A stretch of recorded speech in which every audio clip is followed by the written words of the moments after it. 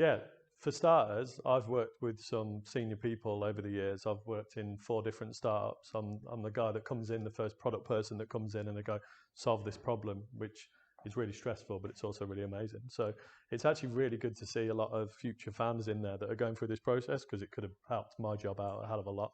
So please listen to it, because it is setting you up for success. So cool.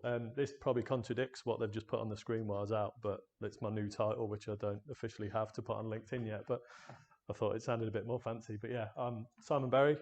I've worked with 4 startups, from being the 5th person in to being like the 30th person in. And like I said, I come in and my job is to go, we want to deliver this product to market now. Please tell us how to do it, which is why it's great that you guys still have some of that knowledge in the future. Yeah, currently I'm working at a company called Prevail. It's actually 3 products, which is why my title is digital products, because we have an app, we have an electronic sensor, and we have a garment, and they all work together to monitor your heart rate, any biometric while you're doing a workout or not. And yeah, I mean, we're very early stage, sort of going into Series B as well, so quite fitting. And I've been asked, well, actually, I just wanted to, does everyone kind of know what a product manager does? I did ask this earlier on. No. Okay, cool. No, that's good. I don't half the time either. It's weird. You're just there to get stuff done, right? Like the tradition, the 3 parts of my job, this is what I think, and the market's changed quite a lot over the last 10 years since I've been doing it, is you're kind of a business analyst. So you kind of go in, okay, well, what are we trying to do? How do we do it? Who do I have to talk to find out what to do? And that could be like the customer or the actual business or the developers or whoever you're working with, if it's an electronic product, whatever. And then you're kind of a project manager as well, because you kind of got to go, well, okay, well, we're doing this thing and it needs to actually happen. So you have to manage teams of people. And then the other bit is you give a shit about the consumer. And that's kind of it. That's the thing that I think differentiates the other 2 bits of the role to this role, which is I'm constantly thinking about, should we build this? And if we build this, will it work? And that's what I think the product manager will bring to the organization. So I sit right in the middle, and you'll see this, but product managers love Venn diagrams as well. So that's why it's on there. So I'm here to talk about minimal viable products. And then I just tried to put, oh, that didn't work, did it? It's Windows, you see. I did it on a Mac. I've called it a minimal viable presentation because I wrote it about 1 o'clock, but you'll all get used to this. This is like the life of being in a startup. You'll absolutely be writing presentations before massive meetings with like funding about an hour before. It's great. So I thought I'd just tell you a story of a business that I used to work in when it absolutely went wrong, because I think then you can learn from it, and hopefully you'll learn from it. But so I used to work for a company that deployed smart meters in rural Africa, startup. Amazing concept, giving people power for the first time. And they were told that it took too long for the meters to be installed. And I mean, they're really in the arse end of nowhere, you know, like they're 500 kilometers away from civilization at some points. They were managing spreadsheets, installing these meters, and it was taking too long. And the businesses that these people were working for, they didn't have communication with them. So there's a big problem to solve there, right? You've got to solve the problem with communication in a place where there's 0 communication. Like, you're lucky if you can send a text. And they wanted to speed it up. So what the business did was they said, we're going to build an app to do it. And they went over to, it was Nigeria, they went over to Nigeria, stood in front of all these companies and said, we're going to build this app. And we've done some rough prototypes of what the app can look like. And everyone went, yes, we'll have it. So we built it as a prototype, and then they sold it. And what they didn't do is they didn't do a lot of consumer research, because they asked the managers. They didn't ask the people that were using it. They asked the bosses of the people, and they bought the product to use it.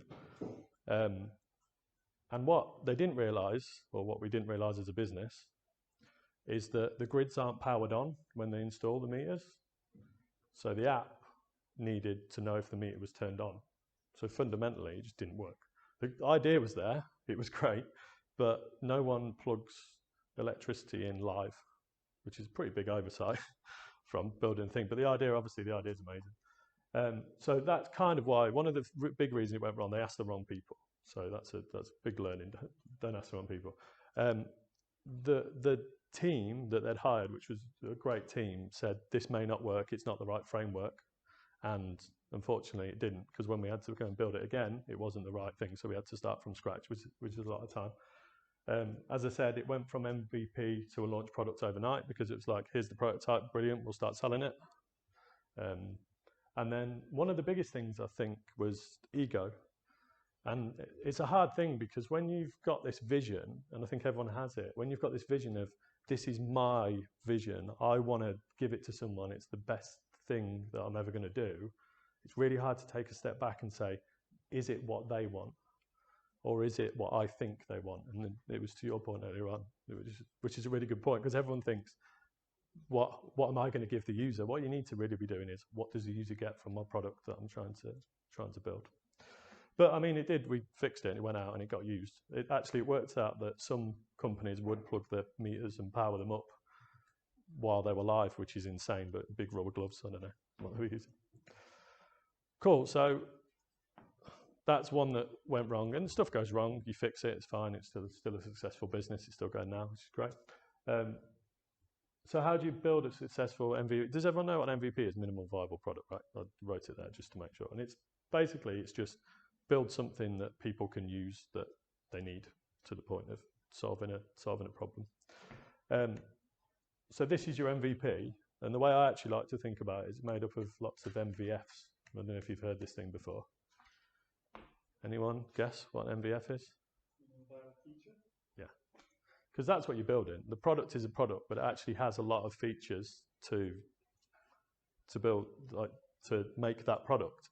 And when you talk to someone that's actually going to build it, they're not going to think about building a product. They're going to think about building the back end system of it, or building this little bit of it, or like, I don't know. Like, it's easy for me to talk about tech, and because that's what I'm doing. I actually didn't ask what you guys are obviously working on, but like a login system, a back end, whatever. They're all different features of a wider product. So, and the good thing about this is when you break it down into like a minimal viable feature, you can then organize them and say, well, these are the ones that I want to do before I'm ready to go to market with it. And that almost gives you a roadmap, which is quite good, because then you can go, do you know what, I've spoke to the team, they can deliver these 2 features in 3 months, and they can deliver this one in 6 months, and go, okay, well, we'll go to market in 6 months, and then we'll see how it goes, and then we'll add this one on, and we'll add this one on. Yeah, so products only exist with features. I think this is a bit of a weird concept, but it's one I like to take with me everywhere, and it's kind of a hard one to get across, and it's actually, I think some people naturally do it and some people don't. But Monzo did this really well when they launched their overdrafts. So they went, right, to build an overdraft system, we have to go out and we have to like integrate with all the credit lenders, and we're going to have to hire someone to build this system. We're going to have to do this. And I think someone there, I saw this at a talk, they just went, why don't we just do it all manually? We'll just hire someone to do it manually. And I think that's a really good example of building for the users, and it's building for the number of users that you're going to have. So you're going to have a rough idea of your growth, and it's going to probably go like this and then like this. But you can build your product for those users. So you can say things like, for the first 500 users, I just want it to work, right? I just literally want it to work. For the next 10,000 users, it works and it looks better, because people are still going to use it. For the next 100,000 users, go, right, well, we don't have to touch this for a while. Like, we've built it to a point where we're pretty happy with it. We can definitely move on to the next thing, and it needs like not a lot of looking after. And then when you get 1 million users of that feature, whatever, you want it to work better than anyone else, I really do like this approach of thinking.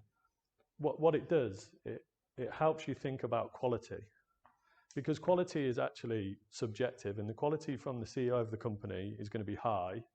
The quality from the engineer, which was on the slide before, that's also going to be high. But if you can get everyone on the same page around, like, we're just building for 500 people, you can get that real speed to market, and set your quality standards. And I've done this in a few businesses. It works well. So it's not about building shit.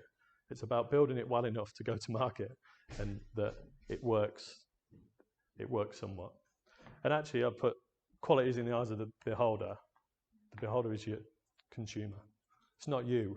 And I think this is where a lot of people and a lot of CEOs, a lot of CTOs that I've worked with, they've got this real vision of this is what I want.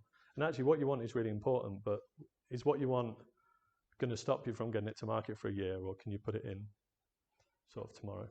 So think about what the consumer wants. A little bit on process, because I thought it'd be interesting. Like, it's no real different than the lean process, but this is the process that we go through, that I've gone through in every company. So research first, figure out if the product or feature is needed and people will actually want to use it. Then spec it. Now that could be like 2 lines on a bit of paper that says this feature will do this. Or it could be 40 pages. I wouldn't suggest you do 40 pages, but if you're going to invest a lot of money, then invest more time in the specification part of it. But yeah, being lean means have a good understanding of the goal that you want, right? And then design it, rapid prototyping. It's really easy now to just pick up a tool like, I don't know, Figma or Sketch or anything like that and just put some boxes in and put it in front of people and say, is this what you wanted from the research? And they go, yeah, it's about right, or not, whatever. And then you review it as part of that. And then you go and build it. You start building your product. From there, always test. And that could be like quality assurance, which is something that businesses don't get straight away, but you do have pretty buggy products if you don't have them, so maybe bring them on a bit sooner. But also do A/B testing, so give one version of whatever product you have to some people and some to another, and then you'll get feedback and you'll get direction a bit quicker. And then release it. Give it to people, see what they think. And I think the one thing that people don't remember is monitoring. So you've built a feature, you've built a product. It's easy with a product, it's harder with a feature, but to go, are they still using it? Did it hit the goal? You've done the research, you've spent all the time, you've built it all. You may as well have a look and think, okay, well, are they using it how I want them to use it, and get feedback from them.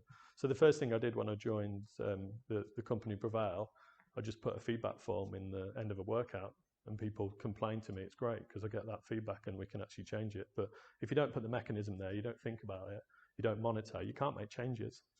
And we all know people will only talk to you when it's a bad thing, unfortunately. So just to labour the point a little bit, consumer research and feedback, honestly, it doesn't matter how you do it, you just should. And it's something that I've fought every single business that I've been in for budget. Every business I've ever worked for, budget for going out and doing like actual consumer research, which is madness. But you have to fight them. So even if, I've literally been to a local supermarket with a box of sweets and stood outside and said, if you look at this and give me some feedback, I'll give you a sweet, which is mad, I know, but it works, it does work. You can ask friends and family, you can use online tools, like there's things like Usability Hub, you just put some screens in, tell them, want to solve this problem, and they go, oh, okay, I can do it, or I can't do it, and they give you feedback.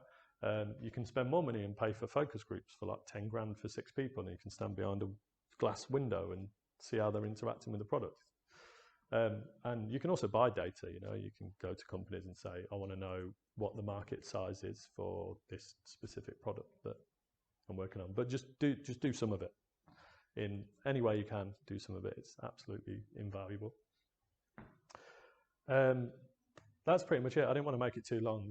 Obviously, we've got time for questions, but I guess, I try and do this every day, and it's actually really difficult, but try and think past the problem that you're trying to solve. So as an example, we built an app to solve a problem, but we didn't solve the problem. The problem was the grids aren't powered. So try and think past. Always go, have I gone far enough with this thing? Am I just trying to fix this bit, or is there something else beyond that? And I think that'll help. I think building for the number of users, or at least getting into the mindset of building for the number of users, makes it really easy to make decisions. Biggest cliche in the world, fail fast, but you may as well, because you ain't got a lot of time.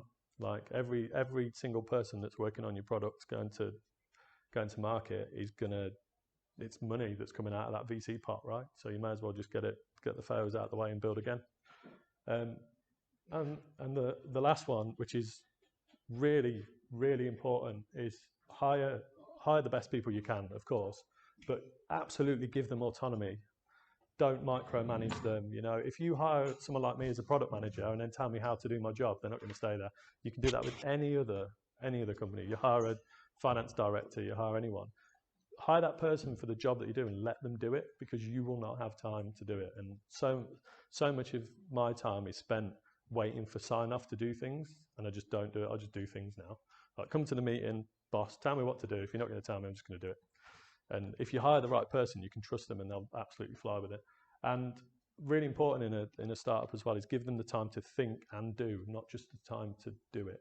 Because just writing code or just doing presentations or just doing sales pitches in a fast-paced environment doesn't always give you the time to think of how to do it.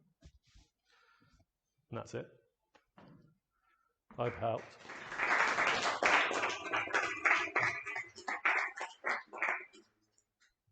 We'll do like a Q&A now. Yeah, it's fine. I don't have a question slide. You can say questions at the top if you want. Yeah, go for it. If it was your company, how would you hire the best people? It's interesting. So it's really hard to hire people, right? Like I've gone through a very difficult, with the current company, like we use React Native developers. That was the tech they chose when I got there, and it's really, really hard to find those anyway, because they're absolutely extortionate, and it's like the new trend in the market.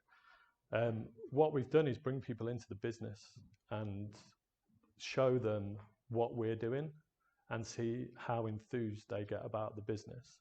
And then, I mean, obviously, if you know them, even better. That's what I've done. I've brought a lot of people in that I know, because you can trust them, people you've worked with before. But if you don't know them, then absolutely bring them into your business, make them really open, and see how how enthused they get about it. But I mean, recruiters are probably the easiest way, because they'll do all the heavy lifting for you. Although you pay them a lot of money, it's better than your time. Sorry, did that answer your question? Yeah, well, that's what your company does. Is that what you would do? Yeah, I mean, I'd just rob all the people I've worked with over time, because you've got that instant trust there. But you've got to find, outside of people you don't know, I think I'd look at like peer recognition, find people that I know, and then use recruiters and build good relationships with them as well.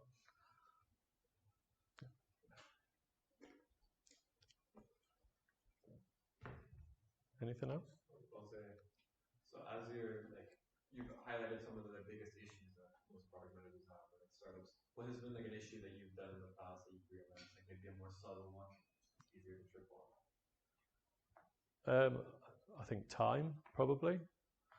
I think someone promising someone something that's not the team actually building it.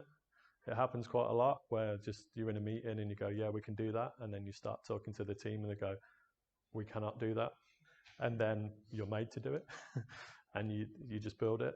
That's probably the biggest sort of single issue, where the business promises things you can't deliver. Bigger than that, probably lying about things you don't have, but don't do that. Customers can smell you a mile off. Interestingly, there's a company at the moment that's one of our competitors, and they've got ridiculous lead times on their product, and they sold it based on it had features, and now the whole consumer base is going, well, you don't have these features, when are they coming? Which is not a position you want to be in any business, where you've overpromised and undersold. But do a bit of stretching the truth for marketing. It's got to be done.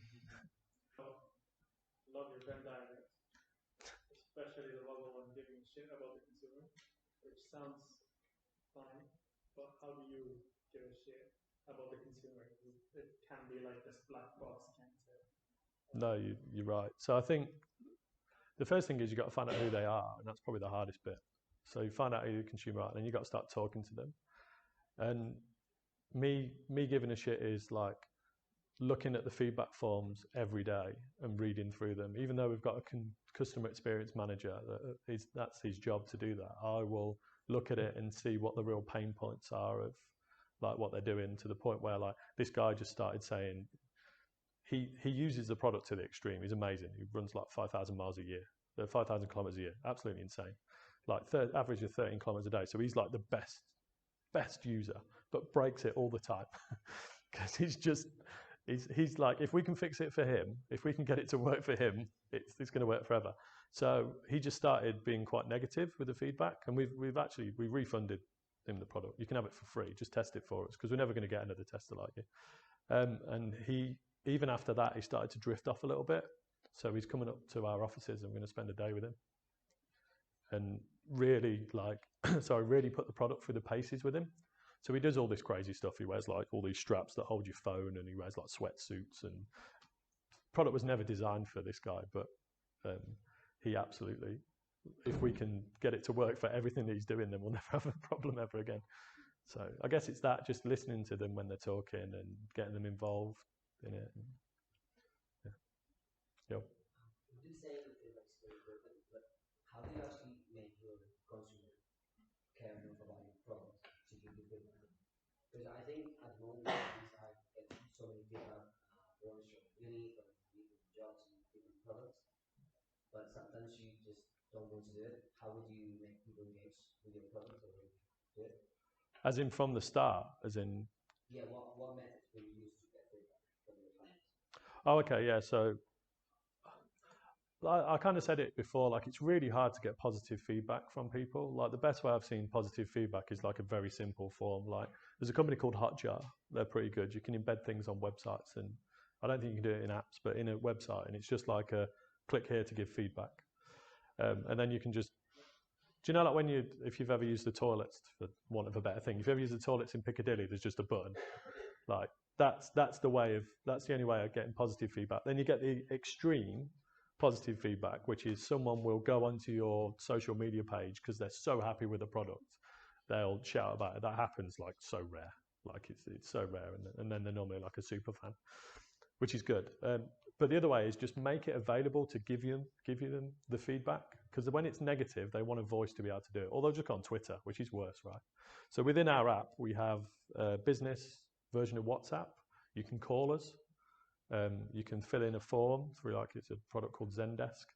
You can do form through SurveyMonkey, and then you can get our FAQs. But it's all there, and it's literally day one. You open our app, on there it says, "Welcome to Prevail. Here's our quick start guide. Connect your sensor, call us." And that's it. And then as soon as they've got a problem, at least they've got an avenue to do it. And it's, if you don't give them an avenue at all, they'll just go on Twitter and just bitch about it. That's what they do. I do it still because it gets rises. You find the CEO of a company on Twitter, and the company will act quickly.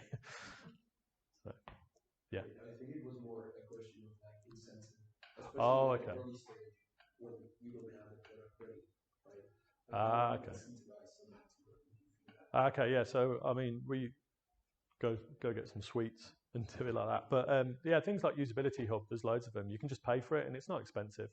You know, you pay like $1 per person to put something in front of them. Like, yeah, there's like a golden rule of like 7. You know, you ask 7 people something, generally your answer is pretty much the same. I wouldn't suggest just doing 7, but yeah, like just $1 a person. You know, $30, get 30 people's feedback, see what they think. Keep doing that until it's good.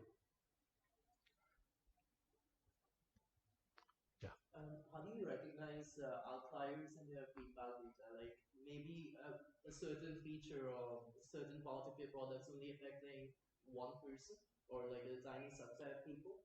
So how do you recognize which feedback to take more into account? How do you prioritize that?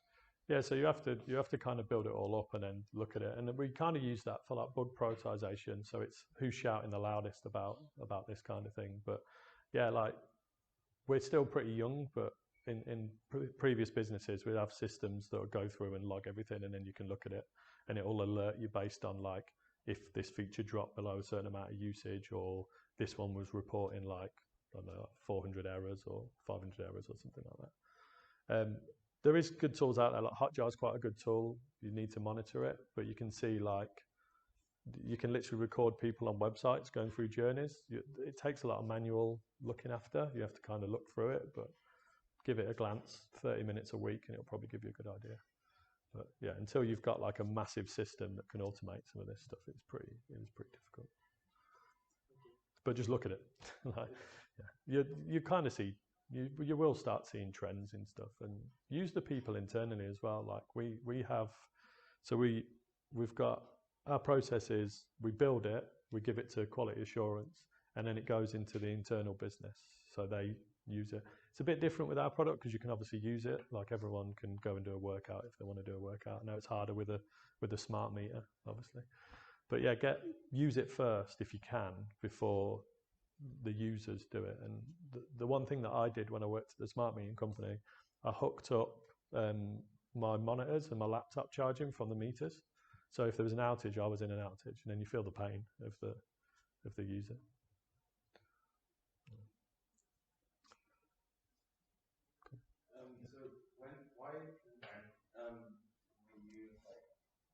When did you leave the company like that, or was it sort of like you no longer needed because it's being done so well? Yeah, that's a good point. Yeah, so the first company was like a little digital media agency, and I didn't want to live in London anymore. I was working in Brick Lane. It was cool. I had a curly mustache and a fixed gear bike, and it was great, but I didn't have any money. I outgrew them a little bit. I kind of, being completely honest, I didn't get on with the creative director. He thought I was after his job. I just wanted the company to succeed. So there was definitely a bit of stuff there. I wanted to move away from London anyway. So that was the first one. Then for my sins, I joined PZ Cousins and FMCG and worked there for 3 years. And until someone one day said, "You want to work in tech while you're working at a soap company?" Yeah, fair enough. But that was like Imperial Leather, Carex, Original Source, really big brands working at like in their global digital team. And then the other one I joined was fintech. So it was car finance applications, and it was great. The tech was amazing. We were up there. I worked on a massive project, and then decided I wanted a bit more of a challenge because I thought the tech was great, but it was still car finance, and it was kind of like, I don't know, like you live and breathe something every day where you're marketing sort of 39% APR to people that probably can't really afford it. You do think about yourself. And and then I joined the smart metering one, which came at the right time because it was not just web based; it was a piece of hardware, and I was VP of product there, so I looked across all of it, and that was amazing because it gave you this warm, fluffy feeling that every day someone else was getting electricity. Maybe westernising the world a little bit, sort of in the back of my mind, but yeah, we're giving them electricity, so that was a really good feeling. But unfortunately, that market wasn't growing fast. The VC that was needed was promised for years, but it was never given. So that was B2B, and it was never really given. So everything slowed down, and they had to pivot. And I didn't really get on board with a pivot because it didn't give me that warm, fuzzy feeling. And then this one, I've been there 9 months. So, but yeah, I think outgrowing's probably. I like being the first person in and being able to make a lot of the decisions. When you get when I've had teams of people and stuff, and when you get to like a team, my idea is you can train them to do my job, and then when they can do it, I'll go to the next one and get back into the thick of it and work all hours under the sun. It's a bit more fun. Yeah. What need? Yeah. It's a really interesting one. It's a really, really interesting one. So this is an unofficial slogan, but clothes are dumb, right? This is dumb, and it doesn't need to be because the tech's available now. So at the minute, you've got like watches. So your Apple Watch, you've got an Apple Watch on, uses PPG. It's accurate to about 100 BPM. Anything above that, so in workouts and stuff, it's not very accurate. So what they're saying is to be the best version, or what we're saying, because I work there, to be the best version of yourself, you need accurate data. And they're the first company that have managed to put woven electrodes into a garment, and it sits at your heart, which means it's actually measuring the electronic signal from your heart, not the flow like your watch does through your veins. So the need it's driven by a market change. It's driven by the availability of technology. And I think it's an interesting one because instead of saying you need this, we're saying we're the first people to offer it. So you do need the market, but then obviously it depends how long it's going to take us to get and dominate that market. But yeah, we're going up against like if you look at our competitors like MyZone or whatever, they do chest straps. So people do use these things. They will use a chest strap. but no one's ever put it into a garment and made it a fashion item. So it's kind of like sneaking into a market, and then we decided a few months ago, we're just a category of one. We're smart clothing, we're smart wear, that's it. We're taking on the world, like from Apple to Nike to everyone. Yeah, and we've grown really fast as well, like really fast. Like we haven't got room in our offices, and we haven't got them in May. No, wait, July, I think. And yeah, we're running out of seats, so you'll look forward to that. Sorry. So you join startups, like how would you negotiate like equity when you start these companies? A lot of them offer actually. When you join quite early, they just generally offer. So I'm in a couple of equity schemes. I can't remember what they're called, but yeah, you kind of just get it. It depends where you go in it. Yeah. I think it's one of the, if you're expected to be working like, you seriously work hard in a startup. It's good fun. You do work hard.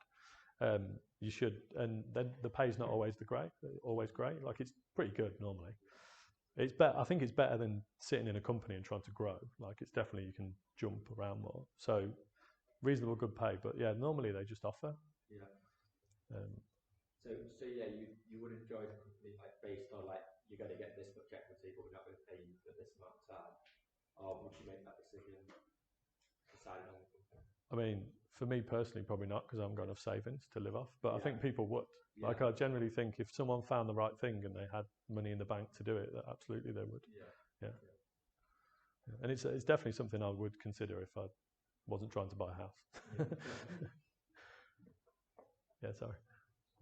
In relation to how would you create a network? For what? Sorry. Deep tech. What do you mean by deep? Don't know. So like deep learning? Yeah, it's dealing with drones, balancing. Oh, okay, cool.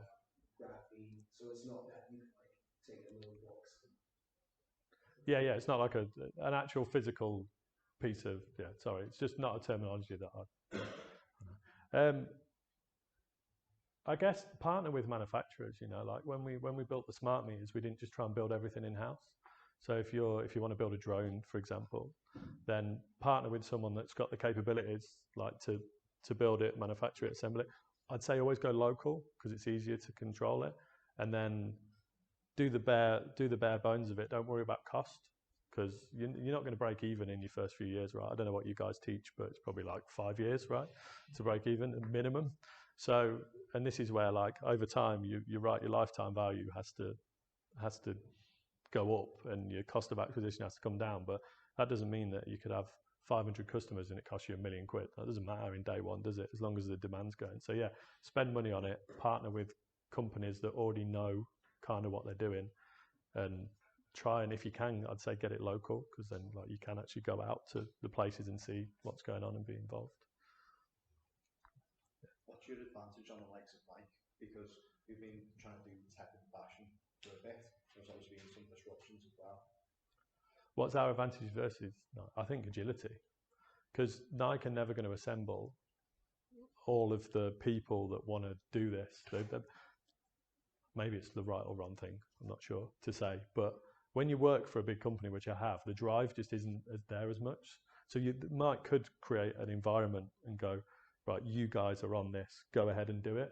But their job's not going anywhere at the end of it, Like if you work for Nike, you're going to get paid because they make billions of pounds a year. But when you're in a startup, it is the success. You do feel like you have to be part of the success. And I think that really drives that product innovation forward a lot quicker than the likes of. But they absolutely could sweep in and do it. But they've got their own stuff to deal with, I think. And they probably will.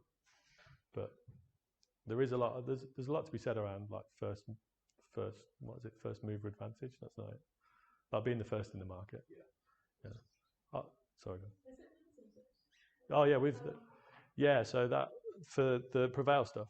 Yeah, so we are the fifth biggest we filed the fifth most patents of any company in the UK last year. So patenting and IP is a huge part of what we do. So everything we do, we try and put a patent against. So to the app, to design patterns, to The garment, yeah, everything's patented. I have a meeting every month we've got 3 patent people in the business, and there's only 40, because they're all about protecting the IP because they know it's so advanced. And it's the first startup actually that I've worked with that has put that much emphasis on patenting. How much is that costing you, the patenting? It's not actually a lot of money. I don't know actually. I could find out and send it around. I think like somewhere between £500 and £2,000. Like it's not a lot of money. I think the patent application is like £5,000 ago. Oh, maybe it is. I don't know. 4,000. Maybe it's £5,000. Then you know better than me. So. Yeah. Do your products deal with like performance sport and things like that? Yeah. I've heard that because I used to be a practitioner, and I know there was a product that was like a business before, and it had like sensors in it, and it would track your swim, stroke rate, and it would track things like that. So is that something you plan to go into with? Swimming's the one that the hardest one because you rely on a connection to the body, and water kind of disrupts that connection. Yeah. But yeah, that's what we do. So anyone in the gym, running, indoor, outdoor, treadmill, like the general gym goer is the person. The difference of what we do is you'd buy that one product for that purpose. You just buy this shirt, get the sensor. The sensor doesn't live in the clothes. It's a piece of electronics that you just go, oh, I'll put it in, and then you can move it around. So you buy in garments, you buy a single sensor, and then your app. And I think this is a really smart move of the business. It's free forever, no subscription. All of our competitors do app subscription, but we just went free, and I think it's a smart move. Maybe premium at some point, but free from day one. Does that help your uptake? Well, that's it. Yeah, that's it. It doesn't. There's no high cost barrier to entry. Then we're actually priced. I mean, you can look on the website. We're priced at £60 for a shirt. That's like what a gym shirt costs, and that's where we're priced at. The sensor's a one-off cost of 150. That's it, and then the app's free. So really, like once you bought your sensor, like you bought your Apple Watch, which is more than £150, right? You just get. We're hoping for a repeat purchase off the garment. Yeah. How much emphasis do you put on like the quality of the actual gym compared to the tech? It's all really, really high quality. Absolutely. We've got an in-house garment team. There's like 8 people that work there. We've got a lab, which is the coolest place you'll ever go to. Like they've got their own section in our office. It's got like machines everywhere. Like we build it all in-house. We do prototypes. So we've got like firmware engineers, electronics engineers. We've got like proper product design garment specialists, and then we've got the whole software team, which I sort of look after as well. And then everyone in between. We've got a prototype knitting machine. So there's a lot of, so it's a cool place to work. But yeah, quality is the biggest emphasis on what we try and do. But remember the quality when. So yeah, day one, if the stitching's not perfect on the things. Did you try it like how much you sold? I don't know if I can give those numbers out, but we are trading. Yeah. We went through like a little mini launch to understand the market, and then we've just slowly. Well, actually, we built another website. So we built 3 websites as well, which is mental. If you can learn anything from that, build one website, because it took a lot of my time, which is not the product that I wanted to do. But yeah, we've built a few websites, so we're at the point where we're ready to launch. There's been some delays in the market in getting our product ready for sale, as in like volumes, because of COVID and stuff like that. But we're ready in like the next week or so to hit the big button to go live, and it's going to be a pretty big launch. So we've kept it very quiet until then. I think there's always going to be external things out of your control as well. That supply chain, obviously, the biggest issue in the world now. So anyone that's going to build anything with electronics, 90+ week lead time on components, it's something you have to factor in. What has been like the hardest part in like the MVP process? Was it like defining the features, or is it actually producing the supply chain? I think it's getting the sign off, getting the people in the room that need to sign it off to define the feature. And what I found is I very much will just go and start doing something. But if that thing could be wrong and you could be way off. But I'm not the type of person that will sit around and do nothing. So I'll go, right. They'll go, oh, we want this feature. And I go, okay, well, I've done all this thinking about it. Sit down with me and do it. And they go, I haven't got time. Okay, well, we'll start building it. And then they come back and go, that's not what I wanted. Cool. Well, we can start again. You can come to meetings, or you can have this, and actually pretty reasonable about like that. But it is 100% the biggest challenge, which is why I said you guys will start companies, you'll become successful, you'll hire people, you'll absolutely want to be in every single meeting that's going on in that company. You will slow stuff down if you do. Set a really good direction, trust the people underneath you to deliver that direction, and then let them do it, because it will save so much of your time.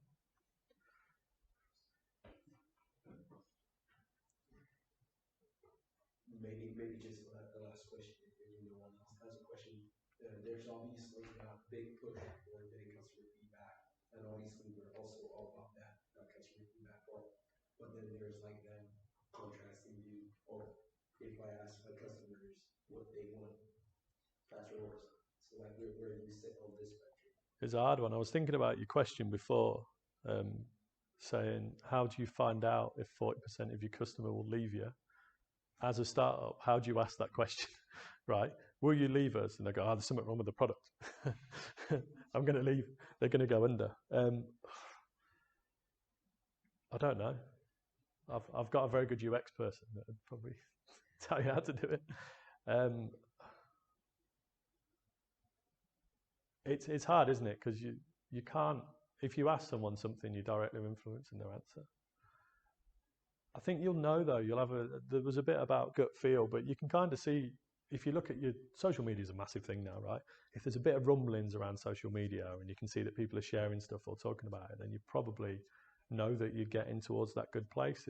It's like probably overhearing a conversation about something, put yourself where your product is and start sort of listening to them, because it's the one thing about doing any consumer research is that if you stand in that room with someone, they will give you the answer that they think that you want to hear.